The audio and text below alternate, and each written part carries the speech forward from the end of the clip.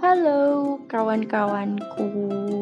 Pada pertemuan kali ini, aku mau membahas materi mengenai anak remaja berkebutuhan khusus menurut Al-Quran nih. Tapi sebelum dimulai pembahasannya, alangkah baiknya aku memperkenalkan diri dulu, gak apa-apa kan? Oke, sebelumnya perkenalkan, namaku Hanun Alia Fatin. Aku berada di kelas 4 Psikologi dan memiliki nomor mahasiswa berupa 2007 01 6135. Selanjutnya, mari kita pahami dahulu yuk pengertian anak berkebutuhan khusus. Jadi, menurut Frida Mangunsong, orang berkebutuhan khusus dapat diartikan sebagai orang yang secara signifikan berbeda dimensi yang penting dari fungsi kemanusiaannya. Mereka yang secara fisik, psikologis, kognitif, atau sosial terhambat dalam mencapai tujuan-tujuan atau kebutuhan dan potensinya secara maksimal, meliputi tuli, buta, mempunyai gangguan bicara, cacat tubuh, retardasi mental, dan gangguan emosional. Juga mereka yang berbakat dengan intelijensi yang tinggi dapat dikategorikan sebagai orang berkebutuhan khusus atau luar biasa karena memerlukan penanganan yang terlatih dari tenaga profesional.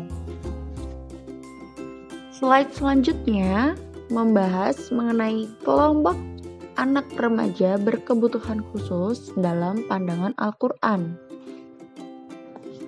Menurut surat At-Tin ayat 4 yang berbunyi, Bismillahirrahmanirrahim, Laqad khalaqnal insana fi ahsani taqwim. Dan artinya, sesungguhnya kami telah menciptakan manusia dalam bentuk yang sebaik-baiknya. Di sini, saya mengambil surat At-Tin karena di dalam ayat-ayat Al-Quran yang relatif sedikit jumlahnya, tidak lain disebabkan Islam memandang netral terhadap anak berkebutuhan khusus, dengan artian sepenuhnya menyamakan para anak berkebutuhan khusus sebagaimana manusia lainnya. Islam sendiri lebih menekankan pengembangan karakter dan amal soleh daripada melihat persoalan fisik seseorang. Selanjutnya ada tafsiran surat Al-Insyirah mengenai dua pandangan. Jadi, selain surat At-Tin, anak berkebutuhan khusus juga ditafsirkan dari surat Al-Insyirah. Disebutkan bahwa setiap ada kesulitan pasti ada kemudahan, yang mana maksud dari terjemahan tersebut dalam kasus kali ini merupakan yang pertama, dari sisi orang tua yang mendapatkan anak yang spesial. Jika dikaruniai anak spesial, orang tua akan belajar untuk beriman dan juga sebagian akan diberikan kelebihan harta benda demi biaya perawatan dan pengasuhan anaknya.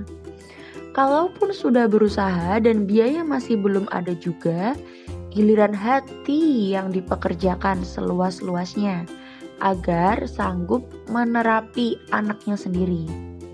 Nah, hati kita yang normal secara fisik juga diketuk. Apakah kita mampu berbagi tenaga dan pikiran untuk membantu meringankan beban mereka? Kedua, sisi dari anaknya, bahwa setiap anak spesial memiliki kemampuan lebih daripada anak lainnya. Dan di sini menemukan kemampuan yang lebih dari si anak membutuhkan perjuangan keras. Karena biasanya orang tua lebih banyak meletakkan pikiran pada kok anakku begini, kenapa, kapan bisa normal kembali dan sebagainya.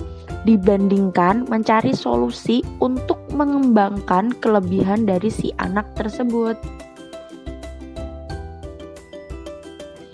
Dan yang terakhir berupa salah satu contoh respon kepada anak berkebutuhan khusus di zaman Rasul.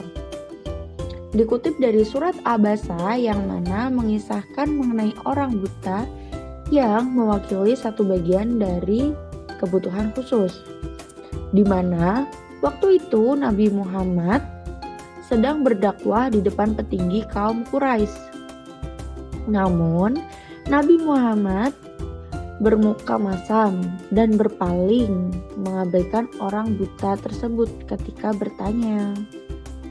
Hal ini dilakukan Nabi Muhammad karena saat itu Nabi memandang rendah mereka yang memiliki lemah akal ataupun fisik. Maka dari itu surat Abasa ini diturunkan Allah karena mereka yang memiliki lemah akal ataupun fisik juga berhak akan pengetahuan beragama seperti halnya yang normal. Jadi surat ini turun untuk memperingatkan agar jangan memandang rendah suatu kaum atau seseorang. Nah, di balik cerita tersebut, akhirnya orang buta tersebut dan Nabi Muhammad bersahabat dan orang buta tersebut akhirnya mendapatkan pengetahuan dan ilmu yang diberikan oleh Nabi Muhammad. Begitu. Baik, cukup sekian presentasi dari saya. Kurang lebihnya saya mohon maaf. Terima kasih. Wassalamualaikum warahmatullahi wabarakatuh.